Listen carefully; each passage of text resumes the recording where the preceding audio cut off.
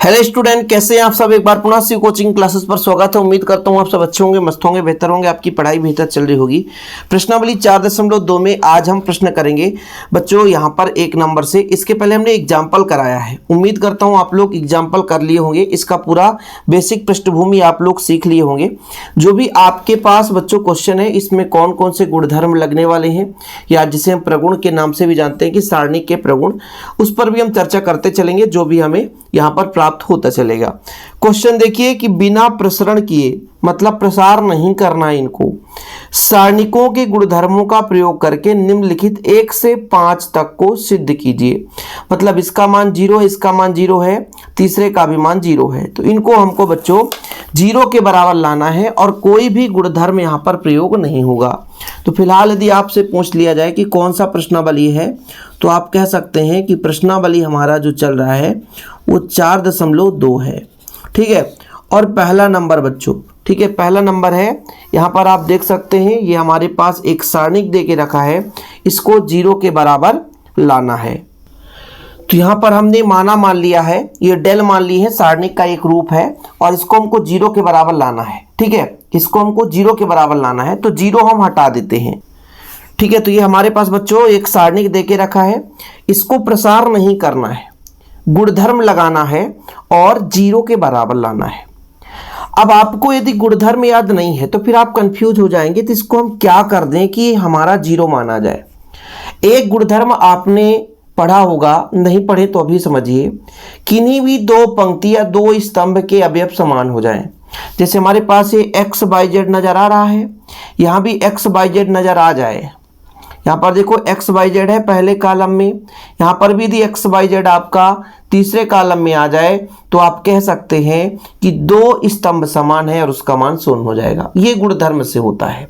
गुणधर्म मैं लिख भी दूंगा, बिल्कुल आप परेशान ना हो। इसके लिए मुझे क्या करना पड़ेगा, ताकि x y z यहाँ पर है, यहाँ पर भी हो जाए। तो मैं कह सकता हूँ कि ये जो तीसरा कॉलम है, इसमें दूसरा कॉलम घटा दिया जाए।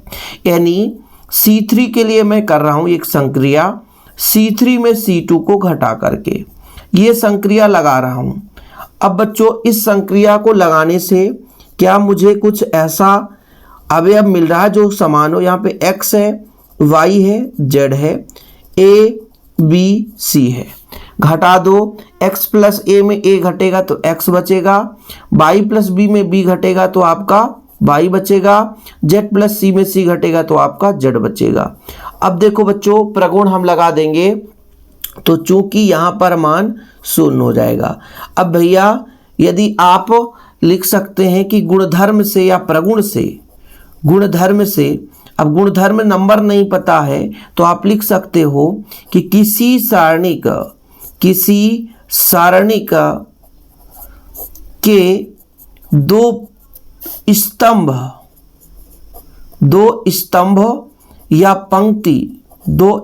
या पंक्ति समान होने पर सारणिक का मान क्या होता है बच्चों, 0 प्राप्त होता है, 0 प्राप्त होता है। ठीक है, देखो जरा मैंने क्या प्रसार किया, नहीं किया ना। सबसे पहले आपको ये गुणधर्म जो है 4-5 गुणधर्म है बच्चों। जैसे आपको एक गुणधर्म तो पता ही चल गया कि किसी भी हमारे पास यदि हम बात करें, मान लीजिए हमारा चाहे पंक्ति हो चाहे स्तंभ हो, यहाँ पर आपका C1 और C2 बराबर है, C1 और C2 बराबर, देख सकते हो C1 और C3 बराबर है। यहाँ पर देखो C1 और C3 बराबर है, x y z संगत अवयव समान है ना, इसके संगत ये, इसके संगत ये, इसके संगत ये, इसलिए तो कह सकते हैं पहला स्तंभ और तीसरा स्तंभ बराबर है। तो आप यहां पर लिख भी सकते हैं कि चूंकि C1 बराबर आपका C3 है, इसलिए बच्चों इसका मान 0 आ गया। ज्यादा कुछ सोचने की जरूरत नहीं है, ज्यादा कुछ परेशान होने की जरूरत नहीं है, बस हम जो क्वेश्चन करा रहे हैं आप उतना समझते चलो ना, ज्यादा आप परेशान न हो, जितना हम समझा रहे हैं उतना तो आप समझते चलो। दूसरा नंबर हम माना ही मानकर चलेंगे। जैसे बच्चों हमारे पास है सारणिक का मान देके रखा है, देखिएगा a माइनस बी है, b माइनस सी है, c माइनस ए है। इसी प्रकार b माइनस सी है, c माइनस ए है और a माइनस बी है, ठीक है। इसके बाद c माइनस a है और a माइनस b है और इसका b माइनस c है। ये लो भाई, ठीक। अब मैं ये कहना चाहता हूं कि अभी ये दो दो अवयवों से मिलकर बना हुआ है, यदि इनको जोड़ दिया जाए, जैसे a माइनस बी में b माइनस सी को जोड़ दिया जाए, c माइनस सी को जोड़ दिया जाए, तो माइनस बी प्लस बी को काटेगा, माइनस सी प्लस सी को काटेगा और a माइनस a को काटेगा, कुल मिलाकर 0 के बराबर ला देगा। और किसी भी एक प्रगुण आप और लिख लो कि ये प्रगुण या गुणधर्म ऐसा है कि किसी भी यदि सारणिक में कोई भी स्तंभ या कोई भी पंक्ति शून्य है, अर्थात तो किसी भी पंक्ति या स्तंभ के सभी अवयव शून्य है, तो उस सारणिक का मान शून्य ही प्राप्त होता है। ठीक है बच्चों, तो यहां पर मैं जो प्रगुण लगाने वाला हूं, देखिएगा C1 में ही लिखना चाहता हूं, C1 और C2 और C3 को जोड़कर ये मैं संक्रिया लगाऊंगा। ठीक है, ये संक्रिया लगाने वाला हूं। यदि दिक्कत हो तो आप यहां पर पूरा लिख सकते हैं। जैसे मैंने कहा a माइनस बी है बच्चों, plus b minus C plus c minus A. यहां पर b माइनस सी है plus c minus A plus a minus B. फिर आपका c माइनस ए है plus a minus B plus b minus C. बाकी यहाँ पे b minus C, c minus A, c minus A, a minus B, a minus B, b minus C. चलो ना भाई, ऐसा कर दो। मैंने जो संक्रिया लगाया वही तो लिखा। अब आप ही देखो जरा, इसका मान a से a कटेगा, c से c कटेगा, b से b कटेगा, मतलब यहाँ पे तो 0 ही निकल कर आएगा। यहाँ पर आपका b minus C, c minus A, c minus A, a minus B, a minus B और b माइनस सी। ये लो बच्चा, ये लो। अब देख लो आप लोग, किसी भी यदि यहां पर मैं कह सकता हूं कि ये 0 आ जाएगा, गुणधर्म से या प्रगुण से आप लिख सकते हो ना कि गुणधर्म से,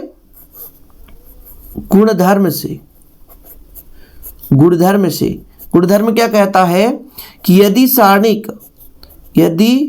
सारणिक के किसी पंक्ति या स्तंभ के सभी अवयव शून्य है, तो सारणिक का मान शून्य प्राप्त होगा। तो सारणिक का मान शून्य होगा। ठीक है, ये है। यदि किसी भी सारणिक में बच्चों, याद करो, तैयार कर लो, यदि किसी भी सारणिक में हमारे पास कोई भी पंक्ति हो या स्तंभ हो, जैसे यहां पर स्तंभ में देखो सभी अवयव शून्य है, तो यदि सभी अवयव शून्य हो गए तो डेफिनेट रूप से उसका प्रसार करोगे तो शून्य ही आएगा। इसलिए तो गुणधर्म का प्रयोग कर लिया। बोला है ना कि बिल्कुल हमें प्रसरण करना ही नहीं है, मतलब इसका प्रसार नहीं करना है, बिना प्रसार किए हुए लाना है। भाई 2 क्वेश्चन समझो, लेकिन इत्मीनान से समझो, आसानी से समझो, आपके मन में डाउट न रह जाए कि ये हमें इतना कठिन क्वेश्चन कैसे बनेगा। कोई भी क्वेश्चन कठिन नहीं है, बहुत ही सिंपल है। बस आप लोग पुराने वीडियोज नहीं देखे हैं तो जाकर के प्लेलिस्ट में देख लीजिए, क्रम से लगे हुए हैं वीडियो। इसके बाद प्रश्न क्रमांक 3 देखिए, हमारे पास फिर से एक यहाँ पे सारणिक दे के रखा है, 0 प्रूव करना है। यहाँ पर मैं क्वेश्चन दिखा दूं भैया, ये 0 प्रूव करना है। चलो 0 प्रूव करके दिखाएंगे, बिना प्रसरण किए, मतलब प्रसार करना ही नहीं है। चलो कोई बात नहीं है। अब देखो ये 65 है बच्चों, ये 65 है ना। मैं ये कोशिश कर रहा हूं कि 0 0 आ जाए, या तो 2 पंक्ति स्तंभ समान हो जाए, या तो किसी भी पंक्ति स्तंभ में 0 आ जाए। तो ये आसान है करना। कैसे? ये आपका 65 है ना, 7 में किसका गुणा करोगे? 9 7 63, और 63 में 2 जोड़ दो तो आपका ये 65 आ जाएगा, और फिर 65 में घटा दो। देखिएगा बहुत ही सिंपल है। ये जो आप C3 में लिखना चाहते हैं, देखिएगा C3 में लिखना चाहते हैं, C3 में ही घटाएंगे, लेकिन कोष्टक लगाकर। कोष्टक कैसे? हम 9 7 63, मतलब 9 का गुणा कर दें C2 में और प्लस कर दें C1 को। 9 7 63 तभी तो आएगा भाई। ठीक है, इसके बाद ये हमारा संक्रिया फॉलो हो जाएगा। देखिएगा कैसे करेंगे संक्रिया में। ये संक्रिया लगाने जा रहे हैं, ये हमारा संक्रिया है और यही संक्रिया कारगर होगा। हमारा 2 है तो 2 रहने दो, 3 है तो 3 रहने दो, 5 है तो 5 रहने दो, 7 का 7, 8 का 8, 9 का 9, 65 माइनस 9 C2 से 9 सत्ते 63 धन 2। ठीक है, फिर बच्चों 8 नाम 72, 75 माइनस 8 नाम 72 धन 3। फिर बच्चों आप कह सकते हैं 9 9 81, 81 धन 5। ये लो, स्टेप बाय स्टेप आप देखिएगा, या तो डायरेक्ट आप ब्रैकेट नहीं लगाते तो यहां पे माइनस लगा देते तो भी काम हो जाता। अब देखिएगा यहां पर कितना निकल कर आएगा, ये 2 है, 3 है, ये 5 है, ये 7 है, ये 8 है, ये 9 है। अब यहां पर देखो 65 माइनस 65 तो आ ही रहा है, यहां पे 75 माइनस 75 आ रहा है, यहां पे 86 माइनस 86 आ रहा है। अब यहां पे आप देखिए वैल्यू 2 3 5 7 8 9 0 0 0। और आपने तो अभी सीखा कि किसी भी यदि पंक्ति में सभी अवयव 0 हैं या स्तंभ में सभी अवयव 0 हैं तो सारणिक का मान 0 होगा। तो गुणधर्म क्या कहता है, गुणधर्म कहता है कि किसी सारणिक में किसी भी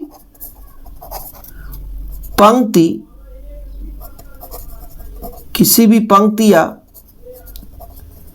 स्तंभ के सभी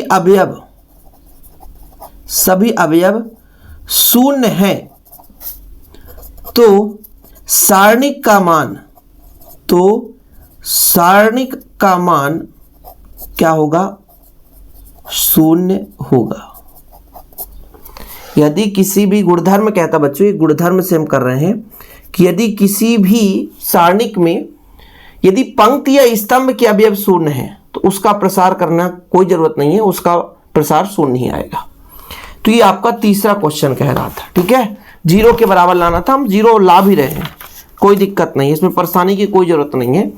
आगे यहां पर आप क्वेश्चन देखोगे कि 1 1 1 BC CA AB है, A B प्लस C है, B C प्लस A है, गुणा कर देंगे और यहां पर C A प्लस B है, गुणा करेंगे तो कुछ ना कुछ तो वैल्यू मिलेगा ही, बहुत आसानी से निकलेगा, आप चिंता ना करें।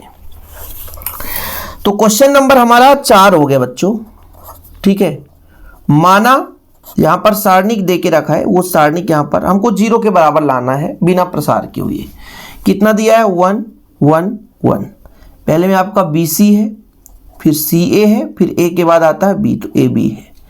यदि हमारा यहाँ पर A है तो B प्लस C है यहाँ पे, फिर यदि यहाँ पर होता है B तो यहाँ पर C प्लस A हो जाता, फिर यहाँ पे हो जाता आपका C तो अंदर हो जाता आपका A प्लस B। ठीक, इसका मान हमको 0 के बराबर लाना है। तो एक काम करते हैं, इसको पहले अंदर गुणा करते हैं बच्चों। तो कितना निकल कर आएगा आपका 1 1 1 BC CA AB, मल्टीप्लाई करो तो AB धन AC, फिर आपका BC धन BA, फिर आपका CA धन CB। एक काम करते हैं ना, यदि यहां पर BC को जोड़ दिया जाए तो AB धन BC धन CA आ जाएगा। इसको CO को इसके साथ जोड़ दिया जाए, CA को इसके साथ जोड़ दिया जाए तो यहाँ पर AB है, BC है तो CA, मतलब सब में सेम आ जाएगा। मतलब एक संक्रिया हम ऐसा लगा सकते हैं कि C3 में लिखना चाहते हैं, C3 में C2 को जोड़कर इस संक्रिया लगा रहे हैं। ठीक है, और जब हम ऐसा करेंगे तो देखिएगा हमारे पास 1 1 1 है ही है अपने पास, ये BC है, CA है, AB, इसमें कोई परिवर्तन नहीं। इसको यहाँ पे जोड़ो तो आपका AB धन BC धन CA आ जाएगा, AB धन BC धन CA आ जाएगा, AB धन BC धन CA आ जाएगा, सभी में सेम आएगा ना, AB धन BC धन CA। देखो जरा, अब जो हमारा पहला स्तंभ, दूसरा स्तंभ, तीसरा स्तंभ, तीसरे स्तंभ में सभी के सभी अवयव समान है, देख सकते हो। और ये चीज आपने पढ़ा है कि हम किसी भी पंक्ति या स्तंभ से उभयनिष्ठ ले सकते हैं। तो C3 से हम उभयनिष्ठ ले रहे हैं, यहां पर C3 से AB plus BC plus CA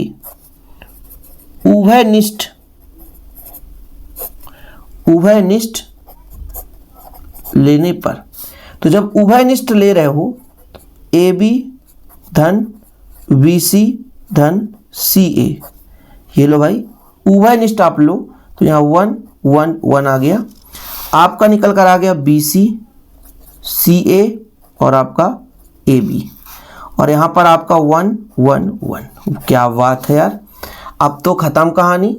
आपने पढ़ा है कि यदि हम सारणिक में दो स्तंभ या दो पंक्ति बराबर कर लें तो उसके प्रसार करने की जरूरत नहीं है, उसका मान 0 आएगा, तो इसका मान 0 आ जाएगा। चूंकि यहाँ पर लिख सकते हैं, चूंकि आप कह सकते हैं कि स्तंभ जो C1 है वो C2 के बराबर है, इसलिए सारणिक का मान 0 आएगा। सीधा बच्चों, ये प्रगुण है अर्थात गुणधर्म है कि यदि किसी भी सारणिक में दो स्तंभ बराबर हो जाएं या कि दो पंक्तियां बराबर हो जाएं तो फिर उसका प्रसार करना जरूरत नहीं है, आप सीधे उसका मान 0 के बराबर कर सकते हैं, कोई दिक्कत नहीं है। इसके बाद हमारा क्वेश्चन नंबर 5वां चलेगा। देखिएगा क्वेश्चन नंबर 5वां, यहां पर आप देख सकते हैं हमारा 5वां क्वेश्चन है, इसको इस रूप में कन्वर्ट करना है, प्रूव करना है। ठीक है, तो हम फिर से वही माना मानकर चलेंगे। ठीक है, क्या हमारे पास माना दिया है, तो ये आपका 5वां क्वेश्चन है और माना हमारे पास डेल बराबर कितना दिया है, ये एक माना रूप दिया रहता है, माना हम माना लेते हैं, ये आपका जो डेल है ये रहता नहीं, इसलिए माना मान लेते हैं। यहाँ पर बच्चों B प्लस C और C प्लस A के बाद आता है B, तो A प्लस B। यहाँ पे देख के रखा है Q प्लस R, ठीक है, फिर यहाँ पर R प्लस P और यहाँ पर आपका P प्लस Q है, फिर आपके पास है Y प्लस Z और Z प्लस X और X प्लस Y। देखो जरा यहाँ पे थोड़ा सा इसको समझना जरूरी है, हम कैसे समझेंगे क्या करना है क्या नहीं करना है। देखो यहाँ पर बच्चों, यहाँ पर B प्लस C है तो केवल A बचना चाहिए, मतलब जो A है वो ऊपर जाना चाहिए। यहाँ पर Q प्लस R है लेकिन ये P ऊपर जाना चाहिए, मतलब इनको इनके साथ जोड़ना घटाना पड़ेगा तभी तो हो सकता है। यहाँ पर Y प्लस Z है तो एक काम करते हैं, इनको जोड़कर इससे घटा देंगे तो YZ कट जाएगा, 2X बचेगा। ऐसे तो कुछ करना पड़ेगा, नहीं तो गड़बड़ हो जाएगा। भाई हम क्या करना चाहते हैं कि हमारा यहाँ पर A नीचे और ऊपर चला जाए तो इसके साथ जोड़ने घटाना पड़ेगा तभी तो हो सकता है कि जैसे इसको जोड़ दें और इसके साथ घटा दें, तो घटा देंगे तो गड़बड़ आ जाएगा हमारा। कोई बात नहीं है, आएगा कुछ ना कुछ वैल्यू तो आएगा ही भाई, कुछ ना कुछ वैल्यू तो आएगा ही। तो काम करते हैं, यहाँ पे हमको क्या लाना है, A लाना है ना। ठीक है, आ जाएगा, हम बदल देंगे, स्तंभ पंक्ति बदलेंगे तो भी कुछ ना कुछ तो वैल्यू आएगा ही। देखो जरा हमारा A है, यहाँ पर देखो जरा ABC PQR XYZ लाना है, ध्यान दीजिए, अभी यहाँ पर देख लीजिए ABC PQR XYZ लाना है। तो एक काम करते हैं बच्चों, एक संक्रिया लगाते हैं। हमने कहा ना कि ये A हमको ऊपर लाना है, तो मैं ये आपका R1 है, ये R2 है, ये R3 है, तो R1 में मैं लिखना चाहता हूं, ठीक है, B प्लस C है। R1 में मैं घटा दूं किसको किसको, R2 को और R3 को। इस स्टेप में क्या होगा देखिएगा, ये B प्लस C है ना, B प्लस C है, माइनस करूंगा तो minus C minus A minus B, ये हो जाएगा। लंबा चौड़ा आ रहा है, गड़बड़ तो नहीं आएगा बच्चों, थोड़ा बहुत ध्यान देना पड़ेगा यहाँ पे, बहुत ही लंबा चौड़ा आएगा लेकिन कोई बात नहीं है, अपन कर लेंगे। तो जब घटाएंगे तो आपका कितना बच रहा है, यहाँ पे केवल और केवल बच रहा है -2A, बाकी ये आपका B से B कट जा रहा है, C से C कट जा, -2A बच रहा है। तो ऐसे ही यहाँ पर -2P बचेगा, -2P, R से R Q से Q कटेगा, यहाँ पे आपका -2X बचेगा, 2X बचेगा। बाकी यहाँ पे C प्लस A है, R प्लस P है, Z प्लस X है, A प्लस B है, P प्लस Q है, X प्लस Y है। सेम वही किया मैंने, एक में कर दिया तो सब कुछ कंप्लीट है आपका। यानी फिलहाल यहाँ पर -2a -2p -2x c plus a r plus p z plus x a plus b p plus q और x प्लस y वही चीज आ चुका है। हम जानते हैं कि किसी से भी हम उभयनिष्ठ ले सकते हैं। जैसे यहाँ पर -2 है ना, सबसे हम -2 उभयनिष्ठ ले लें। -2 यदि उभयनिष्ठ ले लेंगे तो यहाँ पर बचेगा a p x c plus a r plus p z plus x a plus b p plus q और x प्लस y। कोई बात नहीं, कुछ तो मिल रहा है, कुछ तो हमें मिला। ये 2 भी मिल गया, a p x भी मिल गया। अब b q y लाना है, मतलब यहां पर हमारा b आ जाए, यहां पर आ जाए q आ जाए y। कोई बात नहीं, तो यहां पर तो b आ सकता है। देखिएगा ना, हम यदि R3 में लिखना चाहते हैं, R3 में R1 को घटाकर, ये संक्रिया लगा रहे हैं बच्चों, संक्रिया लगा दो, कुछ तो कुछ मिलेगा ही। देखिएगा जरा, थोड़ा सा ध्यान दीजिएगा। -2 है, रहने दो। a p x है, c plus a r plus p z plus x। घटाओ, a प्लस b में a घटा दो तो b बचेगा, p प्लस q में p घटा दो तो q बचेगा, x प्लस y में x घटा दो तो y बचेगा। कुछ तो मिल रहा है, झंझट नहीं होगा। अब इस बार मैं c प्लस a में a घटा दूं, r प्लस p में p घटा दूं, z प्लस x में x घटा दूं। मतलब एक संक्रिया कुछ इस प्रकार से लगा दूं कि मुझे R2 में ही लिखना है बच्चों, R2 में R1 को घटाकर, मतलब इसमें इसको घटा दिया जाए। तो फिलहाल ये -2 है ही, आपका a p x है ही है। c प्लस a में आप a घटा दो तो c बचेगा, r प्लस p में p घटा दो तो r बचेगा, z प्लस x में x घटा दो तो z बचेगा। बाकी आपका नीचे तो वही है, क्या है, b q y। अच्छा बच्चों, मुझे एक चीज ये पता है कि मुझे b यहां पे लाना है, मतलब मैं एक संक्रिया लगा दूं। संक्रिया ऐसा लगाता हूं कि भाई R1 को R2 को R3 में लिखना चाहता हूं और R3 को R2 में लिखना चाहता हूं। ठीक, तो जब किसी भी दो पंक्ति या स्तंभ को बदलते हैं तो माइनस का गुणा होता है। तो एक माइनस पहले से है ऑलरेडी और एक माइनस और आ जाएगा, एक माइनस पहले से ये, एक माइनस और आ जाएगा तो +2 हो जाएगा। तो आपका हो जाएगा a p x c r z p q y। ठीक है, ये प्रूव्ड हो गया, कंप्लीट हो गया भाई, कंप्लीट हो गया, कोई दिक्कत नहीं है। मजा आ रहा है कि नहीं यार? सारणिक पढ़ने में मजा आएगा। एक एक क्वेश्चन करा रहा हूँ, पूरा एग्जाम्पल्स करा रहा हूँ, फिर प्रश्नावली करा रहा हूँ। तो आप किसी भी स्टेट बोर्ड से, एमपी से, सीजे से, राजस्थान, झारखंड, बिहार, उत्तर प्रदेश, कहीं से भी है ना, बनेगा आपसे, क्यों नहीं बनेगा। पढ़ोगे तो बढ़ोगे और नहीं पढ़ोगे तो नहीं बढ़ोगे, सिंपल है। मेहनत करोगे बच्चों तभी आगे बढ़ोगे, इसलिए आप लोगों को परेशान होने की जरूरत नहीं है। ये फिलहाल इतना क्लियर है। इसके बाद सॉरी बच्चों, इसके बाद अपन क्वेश्चन देखते हैं। सारणिकों के गुणधर्मों का प्रयोग करके प्रश्न 6 से 14 तक सिद्ध कीजिए। अब 6 से 14 तक हमको सिद्ध करना है, लेकिन इसमें यह नहीं कहा कि प्रसरण नहीं करना है, यानी प्रसार नहीं करना है। हम प्रसार भी कर सकते हैं, गुणधर्म भी लगा सकते हैं, मतलब प्रसार भी करेंगे और गुणधर्म भी लगाएंगे। जिसमें गुणधर्म नहीं लगेगा, सीधा प्रसार करना होगा, प्रसार कर देंगे। जिसमें गुणधर्म लगने के चांसेस होंगे उसमें गुणधर्म लगा देंगे। जैसे भी यहां पर 0 लाना है तो इसको हम डायरेक्ट प्रसार करके लाएंगे। क्वेश्चन नंबर आपका कौन सा चल रहा है? तो प्रश्न क्रमांक आपका 6, प्रश्न 6 है और इसको हम मान के चलते हैं। माना हमारे पास डेल बराबर कितना बच्चों, 0 a minus b minus a 0 minus c और b c 0। यदि आप किसी भी प्रकार से इसमें आप प्रगुण लगाने की कोशिश करेंगे, गुणधर्म लगाएंगे, तो ये बड़ा होगा, छोटा हो ही नहीं सकता है। इसलिए मैं सीधा R1 के अनुदिश प्रसार करते हैं, R1 के अनुदिश प्रसार करने पर, प्रसार करते समय ध्यान ये रखना है, जिस भी अवयव को लेते हैं उसके सीधे वाले को छोड़ दो, बाकी लिख दो। मतलब उसके सीधे में आपका जो पंक्ति और स्तंभ उसको छोड़ना है। बीच में माइनस लगाते हैं, ए को लिया माइनस लगा दिए, ये खत्म ये खत्म, माइनस ए माइनस सी, बी और सी हो गया।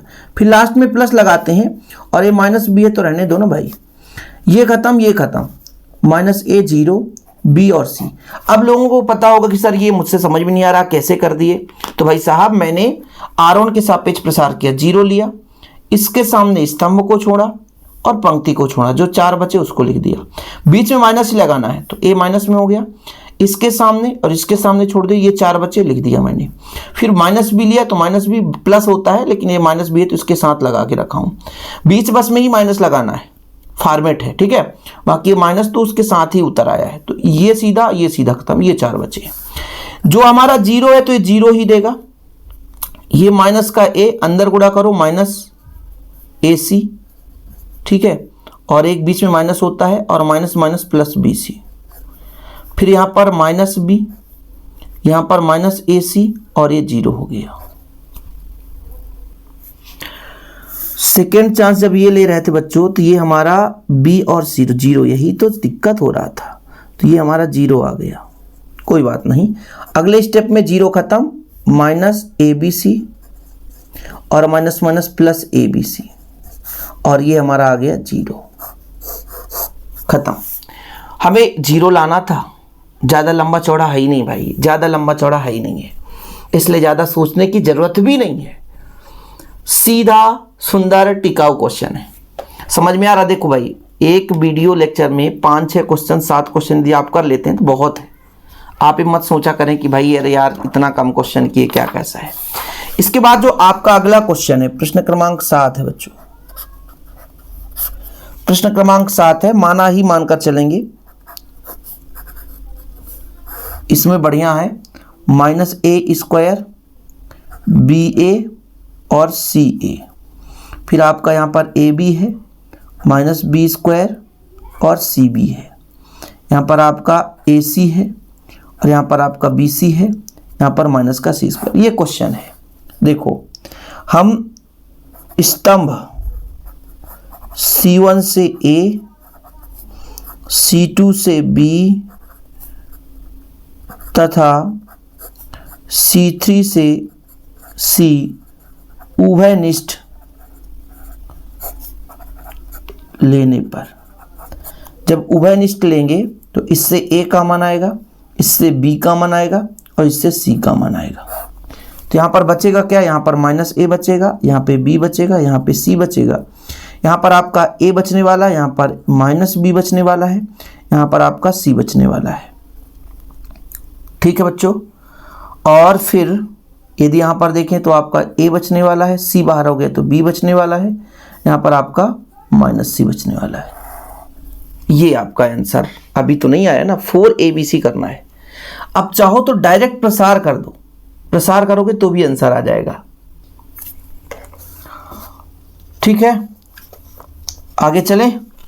अब इस बार देखो एक और वैल्यू मिल रहा है, AA, मतलब R1 से A ले लो, R2 से B ले लो और R3 से C ले लो। ठीक है, तो यहाँ पर मैं लिख सकता हूँ R1 से स्मॉल a, R2 से स्मॉल b तथा R3 से स्मॉल c उभयनिष्ठ लेने पर। उभयनिष्ठ ले लेंगे तो कितना आ जाएगा? एक a और आएगा तो a स्क्वायर, एक b और तो b स्क्वायर, एक c और तो c स्क्वायर। अब बचेगा एक एक, हर जगह एक बचेगा, माइनस एक एक एक एक माइनस एक एक, फिर एक एक माइनस एक बचेगा। भाई इसमें से a का मान आ गया, इसमें से b का मान आ गया, इससे c का मान आ गया, खत्म कहानी। अब प्रसार कर दो बच्चों, R1 के अनुदिश, R1 के अनुदिश प्रसार करने पर,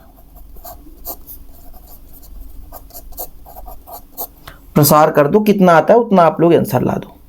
प्रसार करते हैं, और भी आप प्रगुण लगा सकते थे आगे चलकर, इसमें प्रगुण लगाते और आसानी हो जाता, लेकिन हम सीधा प्रसार करेंगे और देखते हैं कितना आंसर आ रहा है। आपका a square b square c square आ गया, और प्रसार करेंगे तो क्या करते हैं, ब्रैकेट लगा देते हैं अपन, माइनस एक लेकर चलेंगे बच्चों, इसको लेते हैं तो ये सीधा खत्म, ये सीधा खत्म। तो अपन यहाँ पर देखेंगे एक एक कम एक और माइनस एक एक कम एक। ठीक है, फिर बीच में लेते हैं -1, तो इसका ये खत्म, ये बचेगा -1 1 कम 1, ठीक है, और 1 1 कम 1, फिर भी -1, फिर आप लास्ट वाला +1 लेकर चलते हो, तो ये खत्म, ये 4 बचेंगे, तो 1 1 कम 1, ठीक है, 1 1 कम 1, और यहाँ पर आपका हो जाएगा -, +1 1 कम 1, ठीक है। इतना क्लियर हो गया। इसके स्टेप में ऐसा कर दो आप। अब देखो जरा, a² + b² और ये c² है, रहने दो, ये आपका 0 हो जाएगा बच्चों, लेकिन ये आपका -2 तो +2 आ जाएगा, और यहाँ पर भी आपका 1 1 2 +2 आ जाएगा, 4 आ जाएगा, और इसका आंसर आ जाएगा 4 1 कम 4, 4 a² b² c²। इसका प्रसार करते तो बनेगा ना, जिससे प्रसार करते बनेगा वही ये सवाल को सॉल्व कर सकता है, अन्यथा सॉल्व नहीं कर पाएगा। सिंपल है बच्चों, प्रसार करना आना चाहिए। इसके पहले मैंने क्वेश्चन कराए हैं प्रसार करने से संबंधित, और नहीं बन रहा तो फिर दिक्कत है। आप लोग एक बार फिर से प्रैक्टिस करो, ठीक है। तो ये आपका क्वेश्चन हो गया, क्वेश्चन नंबर 7 हो गया। -a² ab था, ac था, देखो पहले मैंने a ले लिया, फिर b ले लिया, फिर c ले लिया, c1 c2 c3 से उभयनिष्ठ ले लिया, फिर r1 r2 और r3 से उभयनिष्ठ ले लिया। इस तरीके से आसानी से आ गया बच्चों, ठीक है। और आप गुणधर्म लगा सकते हो, प्रगुण लगा सकते हो, जरूरी नहीं होता कि जो स्टेप मैं फॉलो कर रहा हूं वही स्टेप आप फॉलो करो, आप अपने आधार पर भी स्टेप फॉलो कर सकते हैं, इसमें कोई प्रॉब्लम नहीं होनी चाहिए। चलिए प्रश्न क्रमांक आपका 8 चलते हैं। प्रश्न क्रमांक कौन सा? 8।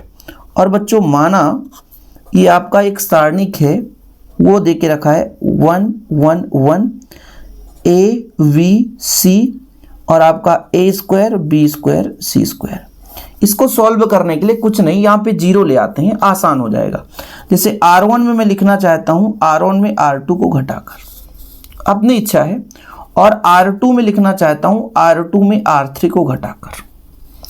तो इसमें कुछ इस प्रकार से आएगा कि जैसे 1 में 1 घटाऊंगा 0 आएगा, a में b घटाऊंगा तो a भी आ जाएगा, इससे घटाऊंगा तो a² - b² आ जाएगा, 1 में घटाऊंगा 0 आएगा, b में c घटाऊंगा तो b - c आ जाएगा, यहाँ पर b² - c² बच, और यहाँ पर 1 c² हो गया। इसमें कोई दिक्कत है ही नहीं है, ये प्रगुण लगा दिए, संक्रिया है, संक्रिया है। अब बच्चों मैं आपसे कह दूं r1 से a - b व r2 से b - c उभयनिष्ठ लेने पर, वही चीज उभयनिष्ठ ले सकते हैं जो दोनों में से आए भाई। तो आपका देखो a - b यहां पर भी, यहां पर भी है, a - b आ जाएगा, b - c यहां पर भी है, ठीक है।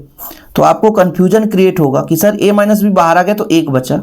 यहां पर क्या है, a² - b² का आप तोड़ जानते हो ना कि a - b a + b, तो a - b हमने बाहर ले लिया तो a + b बचा है, तो a + b हो गया, ठीक। यहां पर आपका 0 और 1 बचा, यहां पर b - c बाहर आ गया तो b + c बचा है, ठीक है। यहां पर 1 c और c², कुछ इस प्रकार से। अब आप प्रसार कर दो, प्रसार करोगे बच्चों तो इसका मान तो 0 आए, बस इसी को लेकर चलेंगे। तो प्रसार करते समय देखिएगा a - b है ये और b - c है, प्रसार करने में बहुत आसान है। इसमें हम भाई इन 0 को लेकर चलेंगे तो कोई दिक्कत ही नहीं है, इसमें कुछ आएगा नहीं, तो इसको हम लेकर प्रसार करेंगे नहीं, सीधे डायरेक्ट प्रसार कर देते हैं। डायरेक्ट कैसे प्रसार करेंगे, जैसे हमारा 1 है ना बच्चों गुणा में, इसको लेकर चलेंगे तो ये खत्म, बचेगा 1 a + b 1 b + c, ये लो। अगले स्टेप में क्या आ जाएगा, a - b और a b - c गुणा होगा बच्चों, इसका इससे तो b + c, इसका इससे माइनस a - b, बीच में माइनस लगता है ना। अब यहाँ पे कुछ कट भी रहा है ना, कट गया ना, तो आपका आंसर आ गया a - b, यहाँ पे b - c और c - a। भाई प्रूव्ड हो गया, यही तो सिद्ध करना था बच्चों, यही तो सिद्ध करना था। मुझे लग रहा है कि आप लोगों को दिक्कत होती है कि सर ऐसे कैसे इतना लंबा चौड़ा आ जाता है, लेकिन आसान है, कोई भी क्वेश्चन है आसान है। और मैं यही करता हूं कोशिश कि कम से कम यदि 8 क्वेश्चन करा दिया हूं, इसमें से आप 5 क्वेश्चन भी तैयार कर लिए एक लेक्चर में तो बहुत है बच्चों। इसलिए फिलहाल आज के लिए इतना ही। हम लेक्चर बाय लेक्चर आपको प्रोवाइड कर रहे हैं। प्लीज़ आप लोग लगातार मेहनत करते रहिए, हम आपके लिए निरंतर मेहनत करेंगे, आप निश्चिंत रहें। और आप लोग यदि मेहनत करते हैं तो हमें भी आनंद आता है और लगातार प्रयास करते हैं हम भी। वीडियो पसंद आए तो लाइक करके शेयर कर दें। टेलीग्राम में ज्वाइन कर सकते हैं। नोट्स लेना तो कॉन्टैक्ट नंबर, फीस केमिस्ट्री के यदि नोट्स लेना है तो 968529 29 49 पर कॉन्टैक्ट कर सकते हैं। ओके बच्चों, फिलहाल आज के लिए इतना ही। जय हिंद, वंदे मातरम।